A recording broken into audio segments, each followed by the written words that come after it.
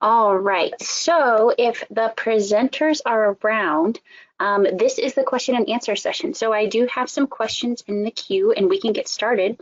So if you want to turn your cameras on, please feel free. This is the time to do it. And we'll just go ahead and jump right in.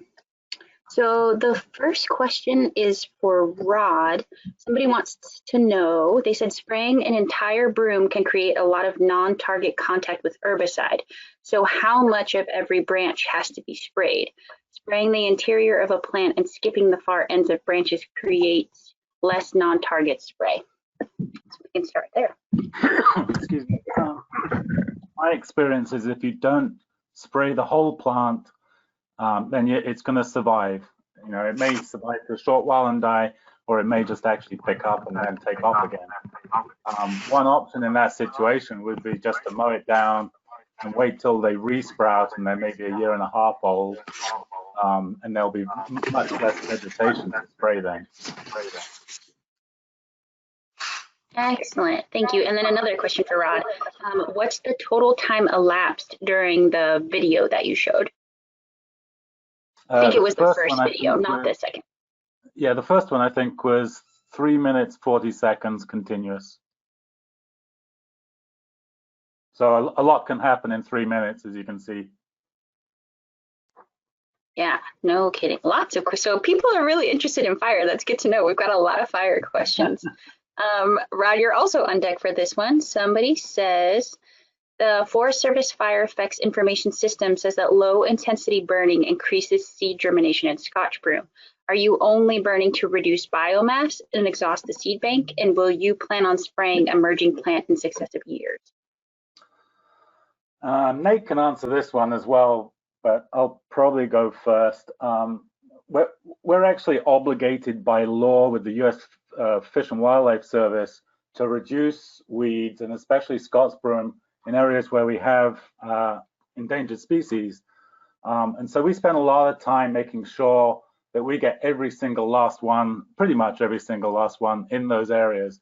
And like I said earlier, these prairies have gone from being absolutely choked with broom to having virtually nothing left in some of these areas. Now, as far as regermination after a low intensity burn, what happens in our prairies is, you know, they're fairly low intense to start with, and as the summer move along, they become a lot more intense. So in some areas where you have a duff layer that has a lot of organic matter, it can actually burn into the soil a little bit and kill the seed bank. In other areas, you know, you don't get that effect so much, and we certainly don't want that effect because it is dangerous to kill, you know, it can possibly kill native plants as well. But, you know, to be absolutely honest with you, when you consider how long these plants have been there and the amount of seed they produce, we never really see a huge amount of regermination, which is really surprising. It may be because there's a lot of other vegetation there. I'm not really sure why. You hear these stories that the seed bank can last 90 years, and I think that's a total myth. I suspect with our rain and stuff like that, most of our seeds rot out after a few years, several years probably. But I don't know, Nate, do you want to hop in and talk a little bit more about that? Sure, there might be a 4-year-old in the video in a second, but I think you hit the nail on the head. I think you want to burn based on your total restoration objectives, and then hang on a second, Greta. Yeah, just a minute. Burn based on your overall restoration objectives, and then use herbicide to kill broom and other plants selectively within that. You don't want to just let broom drive your fire return interval. I'll be right back. Yeah, so what usually happens is we get the resprout, but in the areas where we have endangered species, we pretty much burn every 3 years those units. And so by the time we come to burn the 3rd year round, none of those seedlings have actually flowered or set seed. So you can actually wipe them out fairly quickly. Now, if we burned on, in other areas that aren't in our endangered species areas, we try and get to them when we can. But typically it's maybe 5 years before we get back to burn those. And you can see quite a bit of regen, and there are some small plants that are already flowering. But typically, even with a burn then, you wipe them out and not much comes back. And for a lot of these areas now, we've already completed our 3rd cycle. And so there's very little broom left, very little germination left. And in fact, the fire intensity, is nothing like the first video I showed or the second one. I could have shown a 3rd one where the flame licks are no more than 2 feet high because there's no broom left. So. There we go. And then I have a follow-up question, and you might have already briefly touched on this, but somebody wanted to know, after burning the broom, how do you ensure that desirable native plants are the ones that are going to be growing back? Oh boy, this could be a fairly long answer, so I'll try and be really quick. So what happens when you burn the prairie? As soon as the rain comes, they start reflushing. All the vegetation there that was there, regrows. Now, typically what happens in our prairies is the first things to flush, 90% of them are non-native, and it's usually the invasive rhizomatous grasses. Now, fescue does pop up right away also, but what we usually do, or certainly what I do, is I'll wait until probably January or something, or possibly late fall. It really depends when the grasses emerge, and that just depends on how much rain. But by late fall, I'll try and do a fusillade spray, which won't hurt our fescue and doesn't kill anything else. We have a few other native grasses in our prairies, but a lot of those don't resprout right away. So that first boom spray of invasive grasses will potentially take away up to 60, 50% of what was on the ground. Really depends on what site you're at. And then the next thing that comes up is all these plants flush at certain times. If you don't burn a prairie, they'll flush at very different times. Some might flush in the fall, some might flush in the spring. But when you burn it, they tend to all flush within a week or two. So it's very easy to take one species at a time. Well, I wouldn't say very easy, but it's a lot easier to take one species at a time and actually get rid of that. And if you really work hard at it and you know your plants and what, the little germinants and stuff like that are coming up, you can actually get to a point where, in some of in the burn areas in my prairies, I've got less than potentially 1% invasive plants, except for some of the invasive grasses. I have a lot of red fescue at my site, which is especially hard to get rid of. Only glyphosate works. So you have to be really careful, with native plants. You can't just wipe them all out. But generally speaking, things flush at different times, which makes it a lot easier doing restoration than trying to do it in the spring. And you also have the added advantage of that there's no critters around, that you can impact at that time of year. Excellent, thank you. And Ray, I know did you still have a question for Rod? Well, I think I want to take this conversation, Rod and Nathan, the other guys. I would really like to get input from you on kind of the case studies that we're looking at on the roadsides, and really, I think I can probably get some help on my sites because we can't really burn on the roadsides. But I'm sure the key to Scotch broom is getting rid of that seed bank, bankrupting the seed bank so that they can't regerminate. But there's some sites that we've been working on. Hawks Prairie on I-5, that would be one example where we've been picking at the Scotch broom there for 20 plus years now. And, starting with the first use of the brown brush monitor, which is a mower with a, stump application built in. That was basically what started us on the ability to control that long term. So it's not burning, but basically what you're trying to do is either suppress or flush the seed bank at the same time, kill all the top growth. So how do you get to that? That's what I'm looking for, is even 15, 20 years later now, after having it, thought we had it all controlled, there's still seeds popping out of the ground. But I kind of know why. It's because we didn't get them all and they've gone to seed once or twice, and those few seeds are germinating again. But anyway, it's just it's interesting when you're trying to manage a site and you're watching its life cycle over decades like that, and seeing the Scotch broom respond to whatever. I think the last droughts we've had in recent years, did we all notice that the broom populations kind of died back in the really exposed south-facing slope sites? we saw that on our roadsides. So anyway, we can talk more about this later, but those are my main questions. I think if there's any other questions regarding any of the other talks, it'd be good to get to that. Yeah, I agree. We did have a few biocontrol ones. Some of them were asking the same question, just in slightly different ways.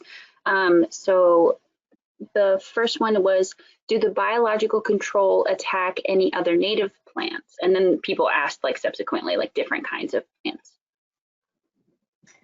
They do not. They are very specific to Scotch broom. So as you know, lupin is really close relative of Scotch broom, and it absolutely, you might see the adults on those plants, but they're just feeding on pollen. I've even seen adults sitting on oxeye daisy and they're just feeding on the pollen. I believe that the bruchids require pollen to develop their ovaries. And so, and for egg production, so that you might see them on other plants, but that doesn't mean they're creating any harm to them. And the larvae certainly don't develop on them. The bruchid has not been, as far as I understand it, the bruchid has not been officially approved for use in California. It's just moved down naturally on its own. And that's because there was concern about tree lupin, which is a native to California and is a bit weedy up here in Washington. So one of the studies we would like to do is we'd like to sleeve our sites where we have the tree lupin. Jefferson County has quite a bit out. I think a lot of the parks have quite a bit. So we may try, if we have time, try and sleeve some of those to see if we see any emergence. But there's never really been any strong evidence that tree lupin is an acceptable host either. That was another person's question, so I'm glad you touched on that. Another one for you, Jen, I'm assuming, is what is your margin of error based on your sampling plan? Oh yeah, sorry, I should have said this. This data analysis is super rough. I have spent, I just never have time to work on it, and so this in the last 2 days I've spent like 30 hours, no sleep, just trying to get what I got done. So I'm afraid that what you're seeing is really rough, and one of these days I will have a really great student who can take care of it and give better margins of error. So yeah, sorry about that. It's just hard to fit that in. Oh, of course. And then how do the insects overwinter? So they're overwintering as adults. So after they emerge from the seed pods, or are popped out of the seed pods, they kind of just kick around and they don't really do anything, and a lot of times it's hard to find them. Exapions tends to hang out in the duff underneath the Scotch broom. It's a little less clear where Bruchidius is spending the winter, but we know that they're in the adult stage because as soon as the plants start putting on some flowers, they flock to the they're flocking to the plant and they're hanging out on the plants once there's flowers. And then another biocontrol. Do you inoculate the mature stand before cutting and let the thrips move onto regrowth, or are the thrips released after the cutting as regrowth begins? Oh boy, that's a great question. I haven't worked at all with this system, and it's all pretty brand new for Oregon. So I think that's really needs to be figured out. California, or sorry, not California, Hawaii probably has a better idea of this since they have the thrips and they've had it for quite a few years. So I don't have a great answer for you on that. I would recommend contacting Joel Price out of Oregon, ODA. He has been working on it quite a bit, as well as Fritzy, and they may have better answers for you in terms of what the plan is for how to manage it along with cutting. Question, has there been any biocontrol releases on Whidbey Island specifically? Definitely, yes, lots and lots. And actually I have a lot of data for Whidbey Island. I just didn't put it in there because we don't make it up there every year. So a lot of our collection sites have not been visited every single year like I was able to show for some sites. But yeah, there's a lot of insects up there, and we also ship up there pretty much every year. I don't think we did this year, but we ship up there almost every single year. So I think my feeling is that Whidbey Island is well inundated with beetles. And then this question is for Chelsea. How much chemical in the phasal treatment and what is the carrier? Oh, you're muted. There you are. Sorry about that.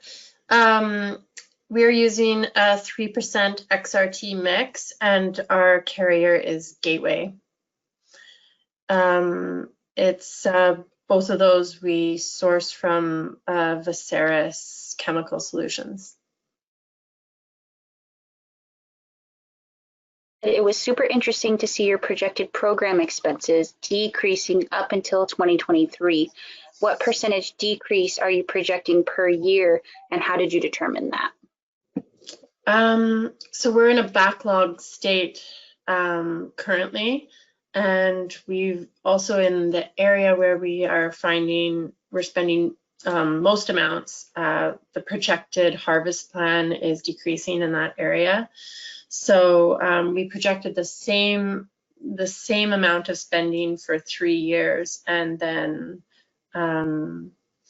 a decrease after 4 to 5 years. But in my opinion, is if we're going to continue to have rotations in these areas, and we're going to continue to harvest in these old growth broom areas with a significant seed source, we're always going to have broom, and there's always going to be an added cost to harvesting in where broom is situated. Thank you. And then this question is for you, Nathan. Have you compiled the data from the oven seed heating trials? Is it available? And then it says maybe post to CPOP. I'm hoping you know what that means. I do know what that means. That's a Cascadia Prairie Oak Partnership website, which is CNLM, JBLM, organizations in Oregon and BC. It's a listserv. And yeah, we have that data. It probably has been emailed out on there before. And you're welcome to email me to get it. It's njohnson@cnlm.org. Thank you. And then this question is for Kathy. It's kind of long, so I might try to break it up. Is there any legal reason why pursuant, and then they have the RCW listed, or a local weed board can't designate types of areas subject to certain land disturbing activities such as must control areas? And then they say, for example, parcels submitted to permitted forest practices, county grading permits, DNR mining permits, etc. Well, that's a bit of a complex question. I suppose it's possible. I think when areas are selected for control by the local weed board, it has to be knowable. Usually it's by not category like we did with pits. More it's an area like west of this township, or including these or not including those. So it's possible, I think. And I think a better way to do it is to get it integrated into the permitting system itself. And that's where making sure that we control activity is pervasive in anybody who's making those rules and regulations and those permits. Then it's there, and the weed board can help ensure that it happens. So that's a great question, and it's a little tricky. I'm not quite sure that it would be done that way. Thank you. And then some of these are kind of repetitive. Sorry, I'm just kind of sorting through them. One question, it didn't have any in particular, so whoever wants to jump in. Are there any heavy equipment other than the skid steers that could potentially be effective in removing the brooms? Can I give an answer to that? The one that we used really recently. We had a massive infestation that spanned Wausau and some county land. And we hit up our road department at just the right time before they started their mowing and they were done with winter stuff. And they brought a couple of excavators out in dump trucks, and they cleared that broom. It was a horrific stand. And then they cleaned the site up so that we can get in and treat. We're going to be doing native plantings there. And I could not believe how fast they removed that material. We were kind of flummoxed by what we were going to do. So I've seen them do that in the pits when it's really bad. It was amazing how skilled they were at removing that stuff, getting the trucks and taking it to a site where they're going to burn it. So that is one way. If there's often large equipment, they love using it. And I talked with a Bobcat operator for right-of-way power lines that was advising us to use a forked bucket on a Bobcat, so or even just a graded bucket with long forks on the front end to get in and rip it up out. I didn't actually ever do it or see that happen, but I'd be really curious if anybody does. Yeah, for Anybody DOT, else for that one? oh, I can jump in. For DOT, we've tried lots of different heavy equipment.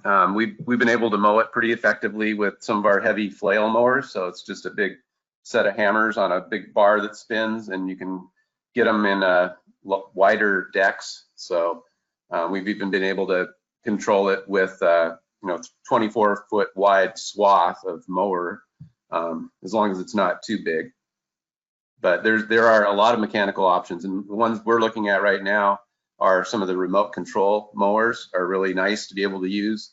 So there's some really great, basically it's the same thing. You can get it on a skid steer, or some of them are wheeled, but there's the one I showed in my slide, the auto mow, was a great little, just like a little spider, and it just kind of crawls around on the land, keeps cutting all the broom until it's done. It's like a little Roomba, or whatever those, the mowers that go around your yard. So it's cool. There's lots of good equipment out there though, yeah. Awesome. Thanks, Ray. Really quickly, just in the last couple minutes of today's symposium, for those of you that are still holding on for the last of the credits for the recertification, please do the same thing that you had done last time. Type your first and last name into the questions pane with the code word Wolverine. And if you are calling in on the phone, or if you're logged in on the app, make sure to email invasive species at rco.wa.gov. So we're going to have time for about one, maybe two more questions. Going back to fire, we got another fire question. When fire is used for control, do you think that the allelopathy is diminished in the soil after the fire? And what seed mixes are being used, and where is it sourced? I don't know if Rod's there, but I have no idea about the allelopathy. The seed I can speak to, Festuca romeri is the primary thing that we're putting out there, but we have lots of other native forbs, perennial forbs and annual forbs, all of which are grown out of our seed nursery, which is mostly out at Tenino. The Festuca romeri comes largely from contract growers in Oregon, but the localized native prairie forbs, we've had to develop propagation protocols and seed cleaning protocols and lots of nuanced, unique information and processes go into cultivating that and getting it into a form that we can spread on the prairies, and that's our seed operation for the Center for Natural Lands Management. This is Jill with 10,000 Years. It's available for other folks as well. We can sell directly. Sorry for interrupting you, Nathan. This is Jill with 10KYI, and we're working to create biochar out of Scotch broom, and we're testing the biochar that we will make for the spartine that we hope to be able to test it for spartine that Ingrid and Sarah have mentioned. And we also will be testing it for other components. So we'll be reporting back on that at some point, maybe the next symposium.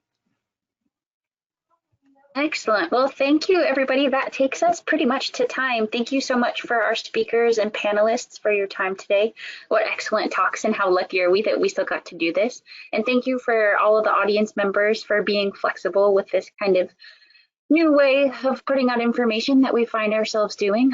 We do have one more day left in the 3-day Scotch Broom Symposium, so make sure that you tune in tomorrow.